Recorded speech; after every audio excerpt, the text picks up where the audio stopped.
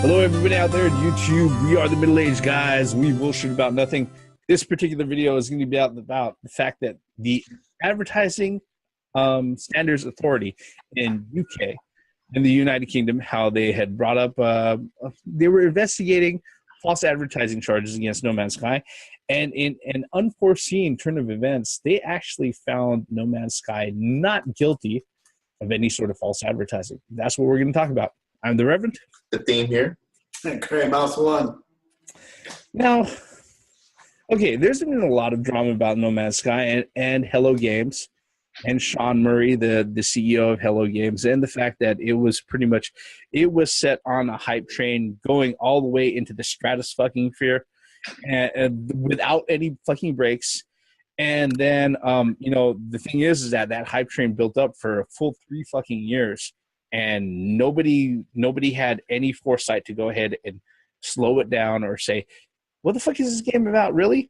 So much so that when it did hit earlier this year, a lot of people went out of their way and they bought it. And a lot of people, after a little while, they were like, what the fuck was this? I don't remember this. Yeah, I don't. Did they mention this? Wait a minute. Where's all this other shit that they mentioned? Right. I think that's pretty much what you just said. Yeah. Where is all that shit that was promised? Yep. It was so bad that after all the drama and everything else, a few months ago, about a month ago, or maybe 2 months ago. Yeah, about 2 months ago, the Advertising Standards Authority in the United Kingdom went out of their way and they actually opened up a case against Hello Games and Steam regarding the advertising and the marketing of No Man's Sky upon the Steam marketplace. Then they really went ahead and they were going to ask everybody, hey, look, did these guys go out of their way to make any sort of false advertising claims or anything like that? Now, let's just put this aside. Advertising Standards Authority in the United Kingdom, they aren't going to be leading people onto a class action lawsuit. They aren't going to be levying legal fines on anybody or anything. But what they can do is they can sit there and say, hey, look, this shit does not fly. It's not reflective of the actual product.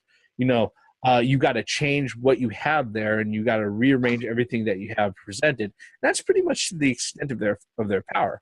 Now, the only thing that a lot of fans were really looking for was some sort of vindication, saying, hey, look, these motherfuckers lied to us. We spent all this money and they fucking lied to us, right? They really wanted a third party, an outside party, to go ahead and sit there and say, hey, all you gullible motherfuckers who didn't want to sit there and ask about what the game was actually fucking about, you're fucking right, even though you jumped in blindly. All right?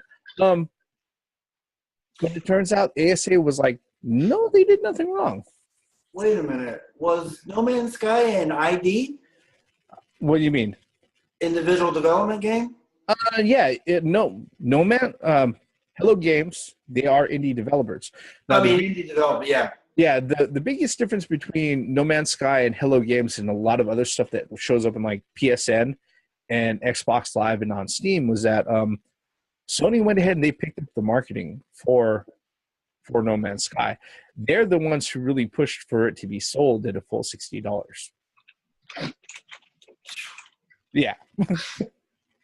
So, and the funny thing is that when all the bullshit came down, they were wait. That game was actually $60? Yes. People were buying that shit at $60. When it should have probably only been a $30 game. If that. All right. Now, the thing about it, the funny thing about Sony was that when all the shit came down and everybody was, throwing fits about this like months ago, and there was absolutely nowhere that you can go on the internet without hearing somebody sit there and say, No Man's Sky is a piece of shit. Fucking lie. It's worse than the fucking cake. It's a goddamn lie because it's delicious. All right. Nice reference. Yeah. What happened was that Sony went out of their way and they threw Hello Games under the bus. They're like, we had nothing to do with that. No, you guys are just the guys who fucking bankrolled the whole fucking marketing campaign. You're the guys who put them up front and center for all of your E3 fucking showcases and everything else. No, you guys had nothing to do with that. Fuck you, Sony. Jeez. some dumb shit, you know. But the thing that got us to this point in this particular video is that surprisingly, Advertising Standards Authority says that they're not found guilty of any false advertising. According to their findings, all right, the way that No Man's Sky or the folks at Hello Games presented it to the ASA is they said, our game is a procedurally generated game. Everything is put together on the fly, and it's randomly assembled and all of that. Because of that, the things that we had marketed out, there is a very, very low chance that at all that an actual player will see those exact same things in the fucking game. Never mind the fact that a lot of those things were touted as features and functions, which should be there regardless of what is procedurally generated. That's something else altogether. Okay. And the funny thing is that the guys at the ASA, they actually tore the game down. They went ahead and they put it together, and they're like, hey, this game is being sold as a procedurally generated space exploration game. And that's exactly what players get with it. So, and that's what they let them off for. Well, let me tell you, when the guy, what's his name from Hello Games? Sean Murray. Sean Murray. When he sat on that couch and the guy at E3 or whoever it was sitting there asking the guy questions, and he said, yeah, that will be in there. Wasn't that Stephen Colbert? It I could think that was Stephen Colbert, yeah. But they sat on a couch, on a stage, in front of people, and he was asking questions. And the developer said, yes, that's in there, that's in there. You know what? Fine, that's fine. They got away with it. Good on them. But what I like about this whole situation is that it is an industry changer. It did affect the industry because now Steam wants, is requiring you to have more than just a fucking placeholder on the Steam shop, on the Steam store just to buy a game now, which is good. I mean, so some good came out of it. And I think that's kind of what a lot of people who are mad about this particular thing are kind of remiss to say, and kind of remiss to go ahead and recognize. The Advertisers Standards Authority, their whole thing wasn't contention of all this bullshit and promotional things that Hello Games did for the last 9 months leading up to this, or even the 2 years that were of hype leading up into that. Their whole thing of contention was, okay, is the stuff that is presented on your Steam store page, is that something that we have to be concerned about as far as false advertisement? Okay. And the thing is that if all you have is a few clips and the description that's there on the Steam store page, technically speaking, it's not false. It's not misleading. All right. Because there's nothing in there that sits there and guarantees that, oh, hey, you're going to run into these huge ship battles. You're going to run into these large beasts or anything. It's simply, hey, there is a possible 17 quintillion worlds that could possibly end up like this that you could see, you know? And that's kind of the technicality that they got off on. All right. What are your thoughts on it, team? I know that we've been talking about this a lot. Oh man! So they actually got away. Well, they got off on this. I just think that it's funny, you know. False advertisement. Oh man, is this going to be in the game? Yes. Is this going to be in the game? Yes. Will we be able to do this? Yes, yes, yes. And then you buy a game, and it's like, no. Either hardly any of that shit is there. It's funny because I was actually one of the people that was actually looking forward to No Man's Sky in the first place. And now it's like, damn. I don't know what I can really say about it as far as them. Yes, it opened a can of worms, and as Grey Mouse said, it did come to some good. Some good did come out of it. But it's like, man, I just wanted it to be a good game. And I mean, where did they go from here, actually?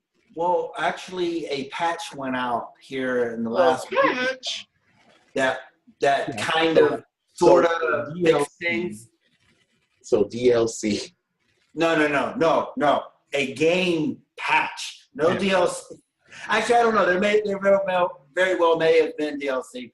But it was a game fixing patch. There was a big page. Day one patches are still DLC. It wasn't a day one. It just came out the last couple weeks. Yeah. Yeah. The Foundation patch came out, and that did change a lot of things. But one of the things that I have to sit there and I have to point this out, okay, is that a lot of fans very much, I understand fan enthusiasm and everything like that. In fact, this particular industry is built on fan enthusiasm. Yep. But there is a huge pitfall to just following enthusiasm and all of that. I will point out something that may seem very, very sacrilegious. A lot of people were absolutely creaming and gushing over the brand new Death Stranding trailer with Mads Mikkelsen and Guillermo del Toro. And this was pretty much after, Kojima was able to actually come up on stage and grab his industry icon, award and pretty much say in no uncertain terms, fuck Konami, because that's obligatory. All right. But, they went ahead and they showed the trailer off and everything. And there is absolutely nothing in that trailer that's telling me what the game is fucking about. But people are creaming their pants over it. See, the thing Because it's Kojima. The thing is, though, I mean, look, I could be guilty too, just like The Legend of Zelda. I mean, they have The Legend of Zelda, Breath of the Wild. There were actually game trailers and stuff, or we actually had games, but we still don't know what the game is about. Yeah, we played a little small portion of it, but yeah, I'm guilty. Everybody here is guilty of getting excited about a game, but there's nothing wrong with being excited about a game. But there becomes a point to where where reality has to slap you back into place. Like, well, this very well could be a bad game. For example, Shenmue 3. Everybody was gushing in the pants about Shenmue 3, but we don't know. All we saw was not even a gameplay trailer. All we saw was a short little skit. But we were like, over Shenmue 3. We don't know what it's going to be about. So you got to curb the enthusiasm to a point. Still be excited for the game, but within standards. Don't send it out to the stratosphere like the Reverend said earlier. And that's what happened, And I hate to say it's your own fucking fault that you got gypped out of $60 for a fucking $15, $20 game. It's your own fault. I mean, you just got to be careful with being excited about a video game. I gotta say, I'm not going to say that it's people's own faults. There is a point where we have to say that the marketing was very misleading. All right. Yeah, I guess we have to say that, okay? But like I said, as far as the ASA goes, their whole focus was Steam. All right. I will say that people have to learn how to temper their expectations. They really, really do, because this is stuff that especially in this day and age where all the vehemence and vitriol and reactions are just readily online in your face 24/7. You're going to be able to find tens of thousands of videos on it produced in one fucking day, okay, about any one subject. This is the type of thing you got to temper your expectations on. Now, we have things that we're looking forward to, like Shenmue 3, Final Fantasy VII Remake. A lot of people are creaming over it, And the truth of the matter is, we'll find out how that actually turns out in like 2019 or 2020 or so. don't say that. But when that happens, that's what's going to happen. All right. Any other thoughts on this one, gentlemen? Nope, we're good. Yeah, I mean, this really was not on the top of our list of things to talk about, but we did mention this in previous videos, and we discussed about this. Now that this particular chapter has come to a close, it's just suiting that we, as the middle-aged guys in our commentary, come to a close with it. Well, no, we're not stopping here. We're going to keep on doing this bullshit, all right? We're going to keep on doing this, all right? With that, if you're so kind, leave us a comment below. Give us your thoughts, especially if you think this is bullshit. Maybe you think that it's okay. Maybe you can understand the sort of technicality that No Man's Sky got off on. Because we'd like to hear that. While you're at it, hit that subscribe button. Hit the like. We love it when you do that. We are the middle-aged guys. We've just been bullshitting about No Man's Sky not being found guilty of false advertising by the Advertisement Standards Authority in the UK. I'm the Reverend. The theme here. Mouse one. Once again, for the benefits of common sense, logic, and gaming. What? Did Phoenix Wright get them off? Or they just got lucky, you know? I don't know. Any of you that played or even still own No Man's Sky, please leave a comment below, because, I mean, I've never talked to anyone that owned the game, or, you know, I want to know how it is. And why did you still keep it? Yep. Credits.